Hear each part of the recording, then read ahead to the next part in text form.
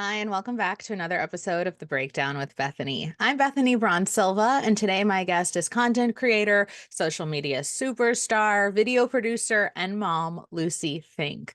Lucie has been in the social media content creation game for a long time, probably as long as I've been in the parenting media game, and she really is an OG. So, of course, we're going to talk about content creation, where she grabs her inspiration from, where she, how she maintains authenticity and of course, her audience, which is so important.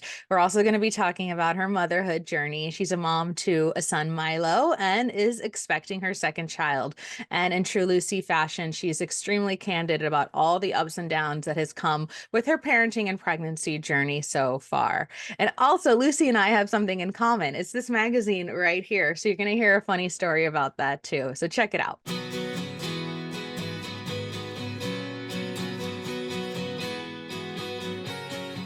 Okay, so I told Lucie I have this funny story, and obviously, like, you're like the original content creator, and I've been like Oh following my gosh, your, I'm honored.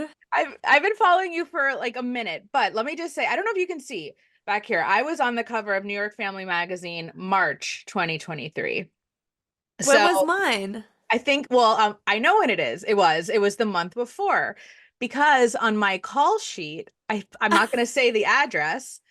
I'm assuming it was your address. So Was this the address that we shot the photos at? maybe yes. Okay. And if it was a Fifth Avenue address, Yes. that's my in-laws' apartment. So I showed up there for my shoot. No way. It was a mistake and I was totally my fault. Like, why would I be here when I like everyone always anyway? So that is my sort of like funny Lucie That's story. so funny. Wait, did you like meet anyone? No, Did they of let course. you up? No, the Oh, doorman was like, "What? No, I don't even think they're home. What are you doing?" And I called Donna and I'm like, she's like, "What?" She's like, "I'm at your apartment. What are you doing?" So luckily I took a cab. Nothing. It was all good. oh my I was God, like, that "Oh, is this is so fun." hysterical. I have to share. I had to share that because I was like, yeah, just That's Upper East Side. so funny. Wow, what a connection. I love that. What a connection. And so I've been in the sort of mom media game for over, oh my gosh, well over a decade now. And you've been in the media game for a long time, but sort of recently into this like motherhood media. And you actually recently announced, semi recently announced that you're expecting your second child. And Yes.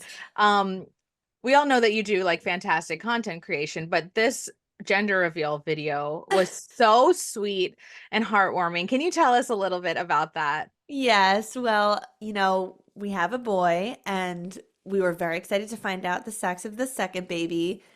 And we've always been, I guess, always in that the two sex reveals we've done more low-key things. So our first one, my husband and I just opened a box in our apartment, just the two of us, and the cookie had a little blue M&M heart on it and said it's a boy. And for this one, we really wanted to try to get our son involved in it somehow. So I had this local business bake cookies where I told her to put either blue or pink sprinkles inside the middle of the cookie. And we put our son in between us and we said, okay, we're going to give you one of these cookies. And we want you to take a big bite and tell us what color the sprinkles are. We intentionally didn't give him the options. Like, I didn't want to plant a color in his head because then he maybe would have just said whatever we told him. So we're like, tell us what color you see. And we let him kind of go off on the cookie. And it took a little, he definitely built up the suspense. If you watch the video, it's like a little over a minute long. And I edited it. It took probably like 5 minutes before he got to the sprinkles, but he definitely hammed it up and built up the suspense of getting into the sprinkles. And he's like, there's no sprinkles. I can't do it. I can't break it open. Meanwhile, my husband and I are on the sides of him, like holding our eyes closed and just being like, Milo, take a big bite. Just get in there. And finally, he said, it's a pink. And we screamed and freaked out and we were so excited. So now we're having a little girl. And you So call it, excited. do you call it baby sprinkles now? I did get a lot of people saying, okay, this baby is now nicknamed Sprinkles. And I haven't really been calling her that at all in my own life, but I did make a post yesterday showing a photo of her nursery and just how pretty the light is in the room. And I wrote, Sprinkles room is very sunny. So I guess I'm calling her Sprinkles. Yeah, just lean in, right? Like Yeah. lean into it. And I wanted to talk because I did mention like to me you're one of like kind of like the OG content creators with the series on Refinery 29 and all of that. But I'm so interested in kind of like your creative process, right? And how it's evolved over this massive time and not only personally for you, but there's, different mediums and social media and all of that. So can you take us through a little bit of your process there? Yeah, well, when I started at Refinery 29, the way I came up with the formats that I hosted there was really just by asking myself what content I would want to watch if I was a consumer. Because at the time I was a consumer, and then I got this awesome role where the video team at Refinery just sort of told me to make a series and produce a show that I could be in.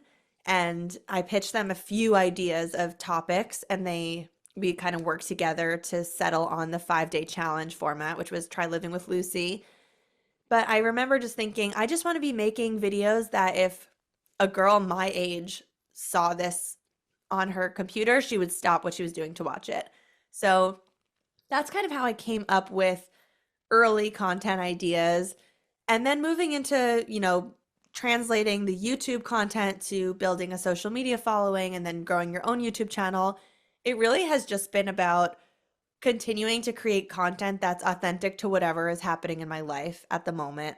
And my followers will tell you they've followed my whole journey from, which you probably were there if you were in the Refinery days, from dating my boyfriend in New York City to getting engaged to getting married to moving to multiple apartments, redecorating multiple spaces, having our first baby, buying a house, moving to the suburbs, and now we're kind of on the last leg of the journey here, having the second baby. I don't know, maybe it's not the last leg. I keep thinking, like, what else comes after this? But I guess I have my whole life ahead of me now. And people are, I just kind of try to create content about what's authentic to my life. I find that as a content consumer, I consume a lot of content as well about the stuff I'm going through. And then I get further inspired to create more content about that stuff. So I feel my content has just continued to shape shift and evolve as I've grown in my personal life. And my audience has obviously changed. I've lost people along the way, I've gained people, but it's been a great journey. And people seem to be sticking with me, even the ones who are not in the kid zone yet, which is exciting. No, that is so exciting. And I always feel like if you're kind of pulling authentically from what's happening in your life, then the audience will follow. And I do think you do such a great job of being sort of candid and relatable. And I know that you struggled a little bit with the like post baby blues and all of that. And I know your first trimester with this pregnancy hasn't been easy. No. So can you talk to me a little bit about, what you choose to share, how you choose to share it? I know and me as a writer and an editor and a podcaster, my audience, of course, our audience is like everything, right? Like we want to be Mhm. honest and relatable and share, but there is sort of like a fine line. So how do you make those calls? Well, ever since the very beginning, like back in the Refinery days when exciting life events were starting, and the one that's coming to mind is getting married, I remember feeling like this is such good content. Like from my business perspective, there's so much to share here. And I'm also just excited and inspired to create content about this stuff. But at the same time, there are so many elements of this bridal journey that I don't want to have my phone for. I don't want to be filming. I just kind of want to do like a normal person and not be producing the whole experience. And so my workaround for that, for some of those early experiences, was I'm going to go do these things by myself, have a normal experience, no cameras, just my family. For example, like trying on wedding dresses or doing our cake tasting. Like I'm just going to go do these things alone. And then once I've selected my dress or once I've selected my cake, I'm going to then go back with a camera crew and film the experience again and bring people into the process. And honestly, it made it easier as the bride. Like with something like a wedding dress, it made it easier because once I picked my dress and then I wanted to make a YouTube video of trying on dresses, I knew which dress to not include in that video that was going to ultimately be my pick. So then I got to come back to Kleinfeld and, work with the store and bring my videographer and produce a video that I didn't feel any pressure about producing content while I'm simultaneously trying to find an important dress. And I did the same thing with cake tasting. Oh, even a lot of my content at Refinery 29 was pre-done and then filmed later. And so even like I remember a few videos I did where it just wouldn't make sense if I was filming it in person. Right. I did the experience on my own to be able to have the experience and have the talking points, and then we went back and filmed it like a TV show. And so I definitely fell into the production category. Like I always felt like I was producing a show and content. And yeah, I've kind of kept that up. I mean, there's certain elements of my life that I'm not going to do twice. I'm not going to actually have the wedding twice or, you know, give birth again, but No. certain areas I just sort of decide in the moment what feels good to capture. Because a lot of the time when I'm picking up my phone or a camera, I'm enjoying the capturing of it. And to me, it feels like I'm making some art form. And I'm so excited to look at the footage. I'm so excited to edit it. I have a whole vision for how I want the video to look, and it feels very good. And then other times I can tell it's the last thing I want to do is pick up the camera. And so I just try to give myself permission whenever I'm feeling that way to not pick up the camera. And I just always say, I'll figure it out in post. Like when I'm editing the video, if there's a clip that I want to talk about that I didn't film, I'll just talk through it and show B-roll of something, and people will accept that they're not getting to see that very moment. I love that you said that because it is really it's almost like kind of like a revelation, right? Like I never really thought social like content creators worked like that. And so to for me even to hear that, it's sort of refreshing because I know this, the content creation can really like overwhelm, right? Because you're pulling from yourself, your own like even if you're creating for another brand, it's still you, right? You're the one Yep. creating all the content, pulling from anything that might be happening. And so I'm also curious, like, have you ever experienced, and I'm sure you have, but have you ever experienced like this kind of professional burnout because it is such a creative job that you have and you're constantly pulling from your own, personal resources, if you will. So how, if you have experience, how are you combating that, or how are you like coming back to your creativity? Yeah, I think I start to feel that way when I stop creating as much and I become a major consumer and I'm just watching, watching, watching. Because then, just like everyone else who gets stuck in these doom scroll spirals and it starts leading to comparison, and especially these days as a creator, there are so many people who do or want to do the exact same job as me. Many of them are miles ahead of me. Some of them are far behind. Some of them are far behind, but like catching up at lightning speed. And it can easily feel like you're just in this rat race with all these people who want the same thing, and everyone's vying for the whole world's attention at the same time. And you better create the best thing. Otherwise, the eyeballs are going somewhere else. And if I get stuck in a spiral where all I'm doing is watching content, then what I'm telling my brain is, there are so many other people out there doing what you're doing, and they're doing it better because you're hooked watching their stuff. So it just makes you feel bad. And it's unfortunate because I also find that during some of those consumption times is when I get the most inspired and I get ideas. So I don't want to not watch content because I really think as a creator, it's important to be a consumer too. But it is a balance, and I definitely get burnt out. And I guess I just try to give myself time. If I'm really feeling burnt out and I'm feeling extreme fatigue with watching content and I'm noticing that I'm really addicted to my phone and that I can't stop, I will use certain apps to literally lock myself out of social media. And that has made a really big difference, especially if I do it at the end of the day. And that way I can't get stuck in the spiral like in bed. It makes my sleep better. It makes my heart rate variability score better at night. It just changes a lot of how I'm feeling physically. So I definitely do that. And I would also say this kind of goes to your other question about having those real life moments for yourself. Once I became not only a mom, but even a wife, which I had my husband, Michael, he was my boyfriend since high school. So he was with me from the start of my refinery days, but I think specifically once we got married and we became family, he was a big part of he's always been kind of a big part of my platforms. And it's interesting because I have this partner who really doesn't like being public or being on camera or being in pictures.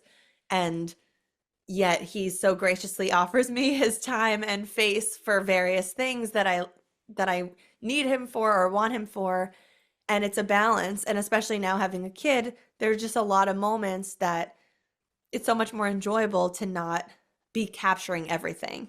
And like it's really easy to look at other creators and you see one reel a day of their life, but you think they're filming the whole day. You think you're seeing everything. And you realize these creators are filming 7 minutes of 24 hours and then they're living their lives. So you got to do the same. Right, absolutely. And then, I want to talk, of course, about motherhood and, what that transition has been like, and, not only personally, but professionally. I mean, when you talk about burnout, I talk personally and on my platform a lot about motherhood burnout, right? And Mm-hmm. now we're talking about like in your like the rat race of content creation. So I definitely, feel like we have a lot at play here. But Yes. talk to me about, welcoming Milo into the world and how that, I just imagine like your whole world like, sort of blows up and then gets really small at the same time. Yep. So talk to me about becoming a mom.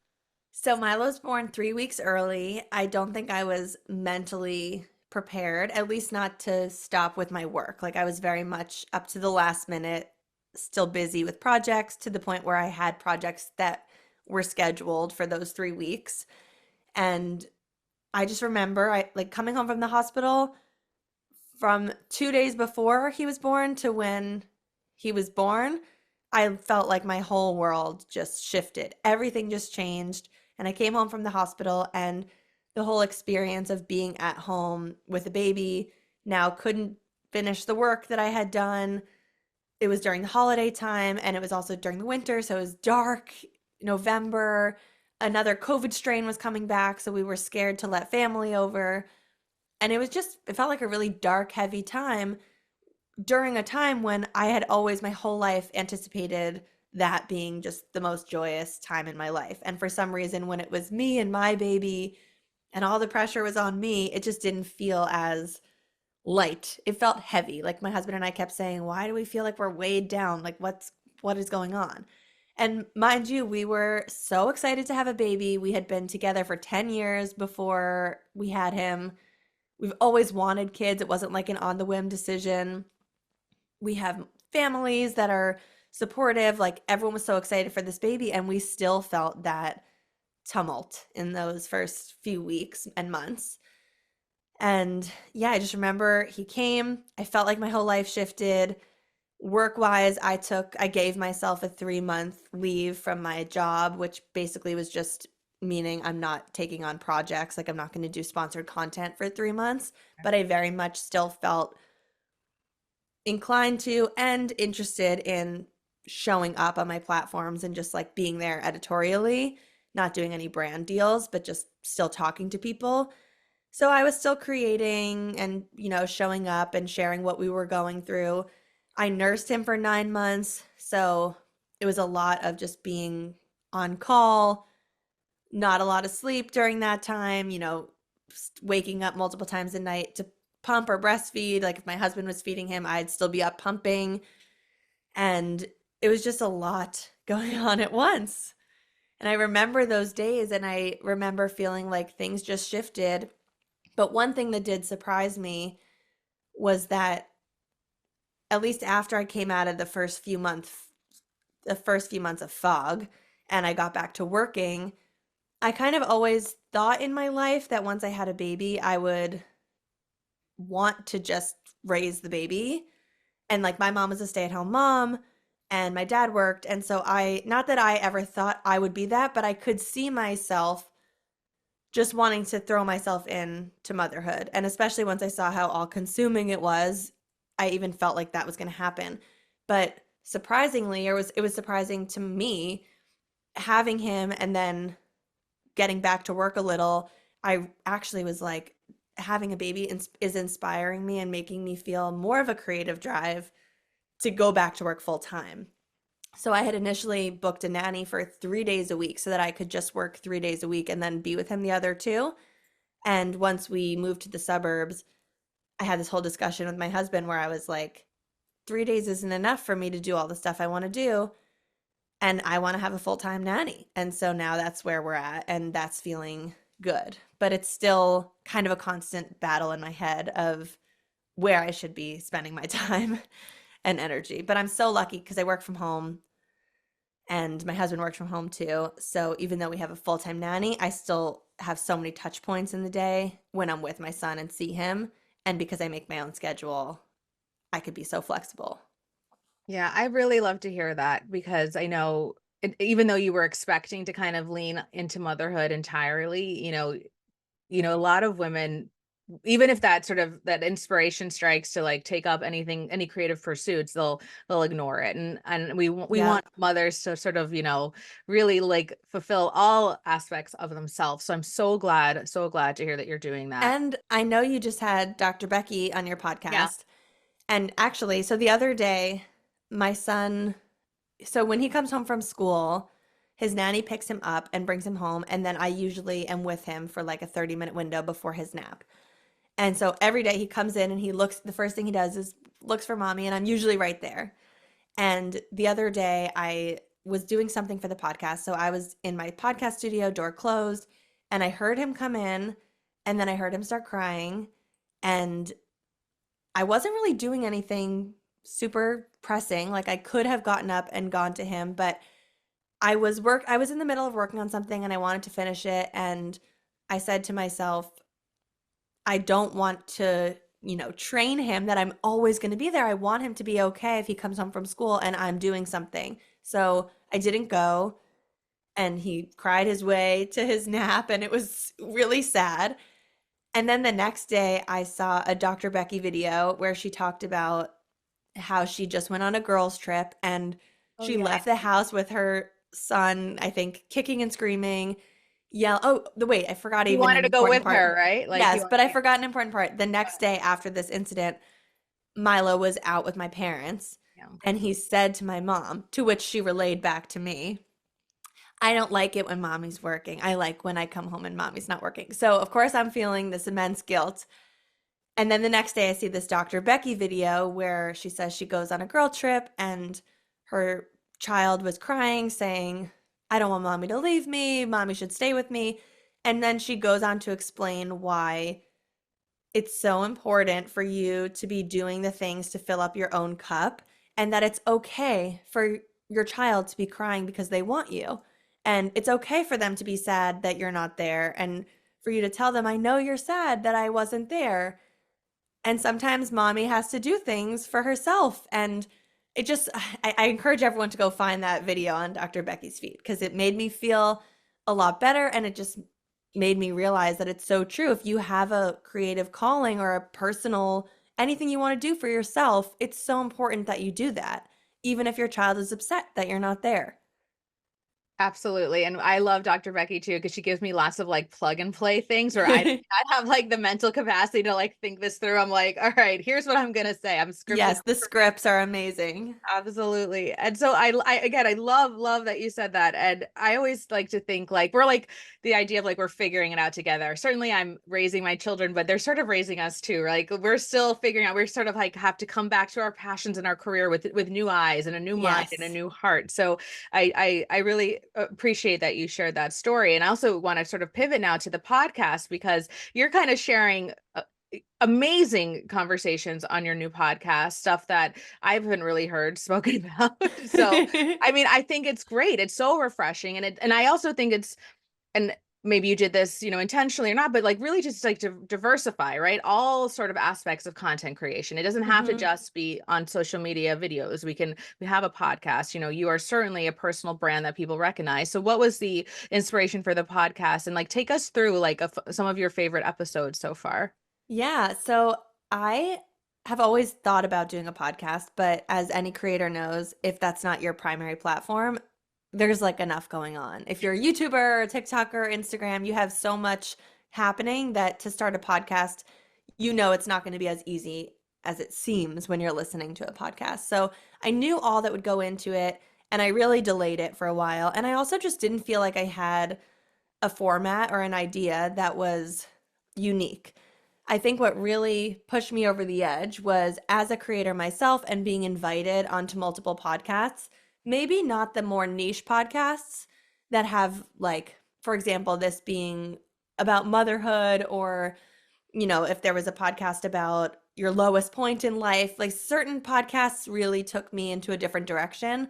But there were so many podcasts that I went on where I was asked all the same questions, standard questions about my career journey, how I got started, advice for creators. And I found myself saying the same things on multiple podcasts. Like I almost felt embarrassed to share when I was on a new podcast because I wasn't giving my followers any new information or, anything novel to listen to. It was like, you probably heard this with the last thing I shared. So I realized that I listen to all these podcasts that bring on creators, almost like when a creator writes a book or does something and then they go on the podcast circuit and you hear them on your top 5 podcasts that week and they say the same things. And they all have these media trained stock go-to answers that are just very vanilla. So I thought, how can I get guests on the show and ask them questions that people are not hearing them asked ever, like answers they've never given anywhere? And even if they don't want to give the answer, because these are going to be deeply personal questions, I just want to put them in the hot seat and ask them the questions and see how they react to it. And if they have a boundary up or they don't want to talk about it, they can tell me that and we won't hear their answer. But that's just, I found that I love having these deeply personal conversations, specifically about sex, money, and mental health. When I'm talking to my close friends or if I go out for the night, those are the conversations I get sucked into. And I could go on for the whole night having those deep convos. And so, how great would it be to do that on a public platform and to give people, specifically the listeners who can't have, aren't having those conversations every week with people in their real lives, let's let them be voyeuristic listeners and hear what it sounds like when someone talks about this stuff. So the format of the show, when I bring on a celebrity or an influencer, is really just going through the 3 pillars of sex, money, and mental health and asking them really personal questions like, how much money are you making in your business? How much do you have in your investments? What was your financial upbringing like? With sex, it's like, how often are you having sex? Questions about masturbation and discovering their body. And with mental health, really trying to unpack how they feel and what makes them stressed in a day or what makes them happy and how they take care of themselves. And with some creators, it's been hard to like pry in really far because some of them are just super open about things already. Others are scared to come on at all because they have so many boundaries and don't want to talk about Brand topics. deals, right? Like that they Oh, might. I've asked so many people about what their rate is for a branded post, and almost no one wants to share that. They don't want to pigeonhole themselves into a Yeah. rate card. I had a creator who hasn't come on the show yet, and I invited her on, but she said she doesn't want to talk about money at all because she is afraid that if her followers know how much money she makes, they're going to like her less. And I just thought that was fascinating. That to me is That's what I everything. want her to say on the show. Yeah. I don't need her to tell me the number. I just want to know why she doesn't want to talk about it. So that's the kind of odd, that's the celebrity influencer episodes. But then one thing about the show that's really special is that probably once a month, the guest that comes on is an audience caller who I have this application form. If people go on, I think it's, I don't even want to give the wrong thing, but maybe luciefink.com/apply. They can go and apply to be a guest on the show. And I'm really just picking people that have unique, interesting, taboo topic stories and things to share in their life, whether it's about sex, money, or mental health. Some of them are even different, but some examples of those are, I have a person coming on who's actually a friend of mine in real life who's telling a story about how she just gave birth to her second baby in her car on the way to the hospital. I just had a audience caller on who is 42, lives in New York, and is single, and really opened up about how vulnerable she feels about never finding someone and never having a child and how desperately she wants to find love. And the audience episodes have been amazing. They've just been I had 3 audience callers come on to one episode to talk about how having a baby changed their marriage. And one of the callers was a man who came on to open up about an affair that he had after he had his baby. So they're really interesting and topics that no one really talks about. And no, like, when else would you get to hear a man explain why he had an affair? Like, I've never met anyone in my life who would open up about that. It's all these secretive topics that no one talks about. Yeah, and I love that. I love it. I've listened to the episode, a few episodes, and I'm like really captivated. And I know these are topics that you love to talk about, but what are you like hoping here to like really achieve? Is it to like destigmatize conversations around money, sex, and mental health, or like what is like the big picture with launching this podcast? I think it's in terms of the listeners, I really want people to listen and just have this recognition that we're all going through the same human experience and all of us are having ups and downs and hard times. And I hope it makes people feel like they're not alone in whatever it is they're going through. Personally, my favorite podcasts to listen to are therapy podcasts where people come on and it's actually like an expert talking to them, but they open up about their trauma and their problems. And for me, listening to that amidst my day, just it's not that I weigh myself against these people, but it just reminds me that we're all having a life at the same time and that whatever problem is happening in my life is just in my little bubble of the world, but then there's billions of other people who have their own shit going on. So I love helping people kind of put their lives into perspective by listening to other people's lives.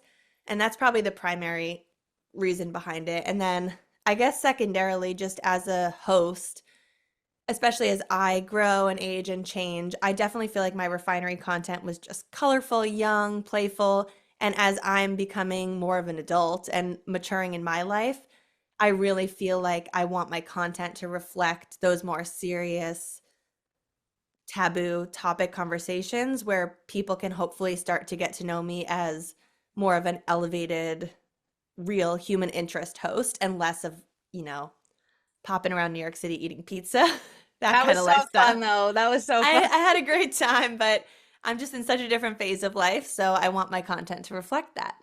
I love it. That's like a beautiful way to sort of wrap this conversation up. Like I said, I've been such a fan. I love seeing you sort of, jump head first into motherhood and really share with us everything that you've been doing. Now let's plug some things. So where can we? Yeah, so if people want to find me on Instagram or TikTok or YouTube, the handle is Lucie B Fink, spelled Lucie, Lucie. And then the podcast, which is on Apple, Spotify, wherever, is called The Real Stuff. And it's also on YouTube if you want to watch the video version, which I highly recommend, especially with these uncomfortable conversations. That's the place to be. Awesome. Thank you so much, Lucy. This was really great. Thank you, Bethany.